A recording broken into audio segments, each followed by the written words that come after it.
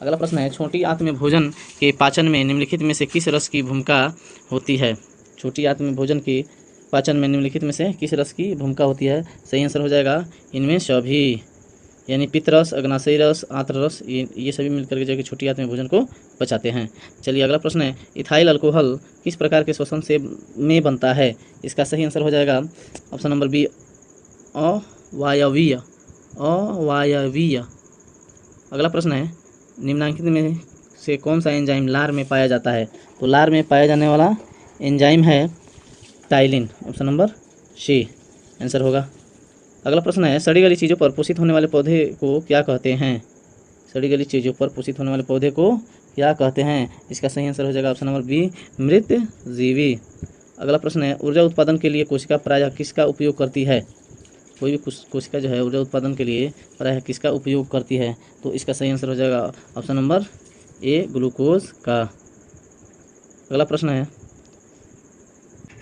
मृतजीवी पोषण में भोजन का पाचन कहाँ होता है? इसका सही आंसर हो जाएगा ऑप्शन नंबर ए, कोशिका के बाहर। वह प्रक्रिया जिसके द्वारा मनुष्य श्वास ग्रहण करता है तथा छोड़ता है वह है श्वासोच्छ्वास, श्वसन, निश्वसन, प्रवास। इसका सही आंसर हो जाएगा ऑप्शन नंबर ए, श्वासोच्छ्वास। स्टोमाटा के किस कोशिका में क्लोरोफिल पाया जाता है? इसका सही आंसर हो जाएगा ऑप्शन नंबर ए, द्वार कोशिकाएं। द्वार कोशिकाएं। अगला प्रश्न है, अवायवीय श्वसन कोशिका के किस भाग में होता है? तो इसका सही आंसर हो जाएगा माइटोकॉन्ड्रिया, यानी ऑप्शन नंबर ए, माइटोकॉन्ड्रिया। प्रकाश संश्लेषण के समय निष्कासित ऑक्सीजन आता है। प्रकाश संश्लेषण के समय निष्कासित ऑक्सीजन आता है कहाँ से? ऑप्शन नंबर डी, पानी से। पानी से, ऑप्शन नंबर डी, पानी से आता है। तंत्रिका तंत्र की उत्पत्ति किस प्राथमिक ऊतक द्वारा होता है? इसका सही आंसर हो जाएगा ऑप्शन नंबर बी, मेसोडर्म। अगला प्रश्न है, मानव हृदय का औसत प्रंकुचन दाब है लगभग, तो इसका सही आंसर हो जाएगा option number A, 120 mmHg। Next प्रश्न है,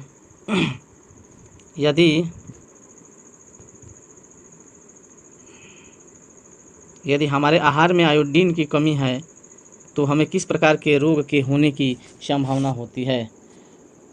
तो इसका सही आंसर हो जाएगा ऑप्शन नंबर डी, इनमें सभी रोग, गलगौन, घेंगा, ग्वाइटर, ये सभी हो सकते हैं। चलिए अगला प्रश्न है, पादप हार्मोन का उदाहरण है। पादप हार्मोन का उदाहरण है। इसका सही आंसर हो जाएगा ऑप्शन नंबर सी, ऑक्सीन। अगला प्रश्न है, मनुष्य के शरीर में सबसे बड़ी ग्रंथि है।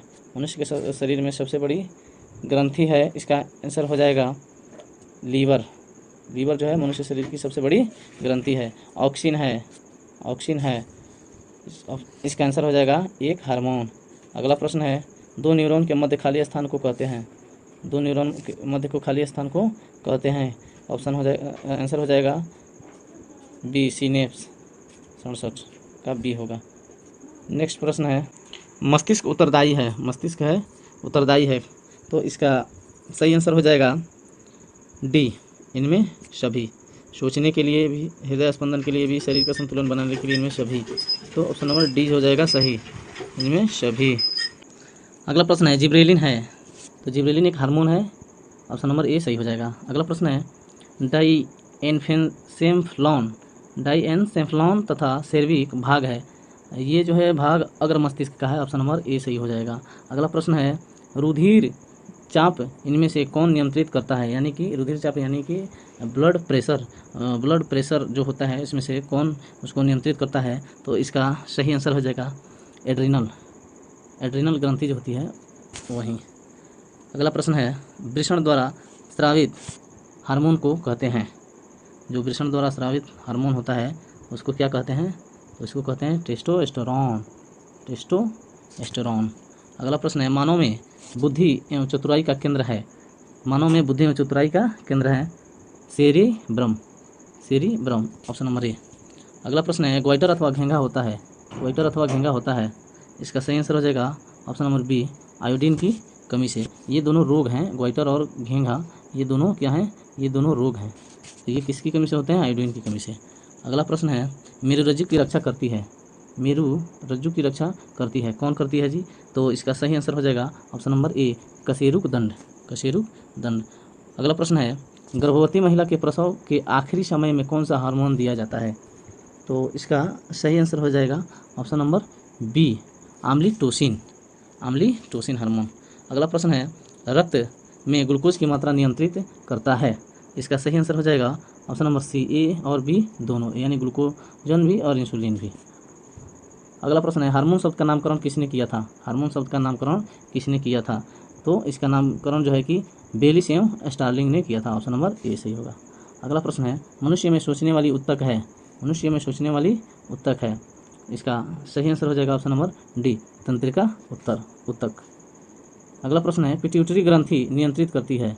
पिट्यूटरी ग्रंथि नियंत्रित करती है। इसका सही आंसर हो जाएगा ऑप्शन नंबर सी, हाइपोथैलेमस द्वारा, हाइपोथैलेमस। अगला प्रश्न है, एस्ट्रोजन स्रावित होता है। एस्ट्रोजन जो है अंडाशय से स्रावित होता है, यह महिला हार्मोन है। अगला प्रश्न है, मनुष्य के सूंघने की क्षमता को नियंत्रित करता है। मनुष्य के सूंघने की क्षमता को नियंत्रित करता है। इसका आंसर हो जाएगा ऑप्शन नंबर बी, प्राण इंद्रिय पाली। ऑप्शन नंबर बी, प्राण इंद्रिय पाली। चलिए अगला प्रश्न है, शरीर का तापक्रम कहाँ नियंत्रित होता है? शरीर का जो तापक्रम होता है वो हाइपोथैलेमस में नियंत्रित होता है, इसलिए ऑप्शन नंबर डी सही हो जाएगा, हाइपोथैलेमस। अगला प्रश्न है, टेस्टोस्टेरोन स्रावित होता है। तो अभी ऊपर बताया गया है विसर्जन से, यानी ऑप्शन नंबर ए सही होगा। अगला प्रश्न है, मानव शरीर में सबसे लंबी कोशिका कौन है? तो मानव शरीर में सबसे लंबी कोशिका तंत्रिका तंत्र है, इसलिए ऑप्शन नंबर बी सही होगा। अगला प्रश्न है, निम्नलिखित में कौन एक परिवर्तित क्रिया का उदाहरण है? निम्नलिखित में कौन एक परिवर्तित क्रिया का उदाहरण है? इसका सही आंसर हो जाएगा ऑप्शन नंबर डी, इनमें सभी, यानी कि मिठाई देखकर मुंह में पानी का आना, छींक का आना, आँखों के पलकों का झपकना, इनमें सभी जो हैं परिवर्तित क्रिया के उदाहरण हैं। चलिए अगला प्रश्न है, निम्नलिखित में से किस हार्मोन का सर्वप्रथम अध्ययन किया गया था? तो ये बहुत बढ़िया प्रश्न है कि कौन सा हार्मोन है जिसको पहली बार जो है कि अध्ययन किया गया था? तो ऑप्शन नंबर सी हो जाएगा, सिक्रेटिन। अगला प्रश्न है, निम्नलिखित में कौन मैग्नीज नहीं है? कौन मैग्नीज नहीं है? तो इसका सही आंसर हो जाएगा सेरिब्रोस्पाइनल द्रव। अगला प्रश्न है, अनैच्छिक क्रियाओं का नियंत्रण केंद्र माना जाता है। अनैच्छिक क्रियाओं का नियंत्रण केंद्र माना जाता है। इसका सही आंसर हो जाएगा option number B, medulla oblongata को। मेडुला ऑब्लांगेटा को। अगला प्रश्न है, पराग नलिका एवं बीजांड की तरफ जाने की प्रक्रिया कहलाती है। इसका सही आंसर हो जाएगा ऑप्शन नंबर डी, रासायनिक अनुवर्तन। अगला प्रश्न है, इनमें कौन फल पकाने के लिए उपयुक्त है? इनमें कौन फल पकाने के लिए उपयुक्त है? इसका सही आंसर हो जाएगा ऑप्शन नंबर सी, एथिलीन जो है फल पकाने के लिए उपयुक्त है। अगला प्रश्न है, श्वास कोशिकाएं क्या बनाती हैं? श्वास कोशिकाएं क्या बनाती हैं? इसका सही आंसर हो जाएगा ऑप्शन नंबर बी, न्यूरिलेकस। अगला प्रश्न है, इनमें कौन सा हार्मोन कोशिका विभाजन, प्रोटीन संश्लेषण एवं हड्डियों के परिवर्धन को नियंत्रित करता है? तो इसका सही आंसर हो जाएगा ऑप्शन नंबर ए, GH। अगला प्रश्न है, किस हार्मोन के लिए आयोडीन का होना आवश्यक है? आयोडीन का होना आवश्यक है किस हार्मोन के लिए? इसका सही आंसर हो जाएगा थायरॉक्सिन हार्मोन। अगला प्रश्न है, मस्तिष्क की गुहा क्या कहलाती है? मस्तिष्क की गुहा क्या कहलाती है? इसका सही आंसर हो जाएगा ऑप्शन नंबर सी, क्रेनियम कहलाती है। अगला प्रश्न है, हार्मोन स्रावित होता है। हार्मोन स्रावित होता है। इसका सही आंसर हो जाएगा ऑप्शन नंबर ए, अंतःस्रावी ग्रंथि से। अगला प्रश्न है, एब्सिसिक अम्ल का मुख्य कार्य क्या है?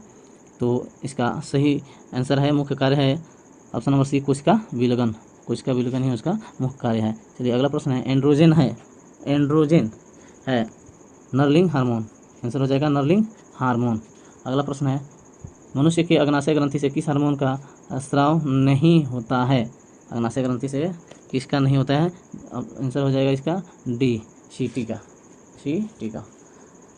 अगला प्रश्न और इस वीडियो का अंतिम प्रश्न है, मनुष्य के शरीर में निम्न विकल्पों में कौन अंतःस्रावी ग्रंथि नहीं है? मनुष्य के शरीर में निम्न विकल्पों में कौन अंतःस्रावी ग्रंथि नहीं है? तो इसका सही आंसर हो जाएगा ऑप्शन नंबर ए, यकृत जो है कि वो अंतःस्रावी ग्रंथि नहीं है। तो इसी के साथ आज का वीडियो यहीं पे समाप्त करते हैं। तो आशा करते हैं कि आपको अच्छा लगा होगा। अगर अच्छा लग रहा हो तो लाइक शेयर कमेंट ज़रूर करें। फिर मिलेंगे नेक्स्ट वीडियो में जीव विज्ञान के शेष प्रश्नों के साथ। तब तक के लिए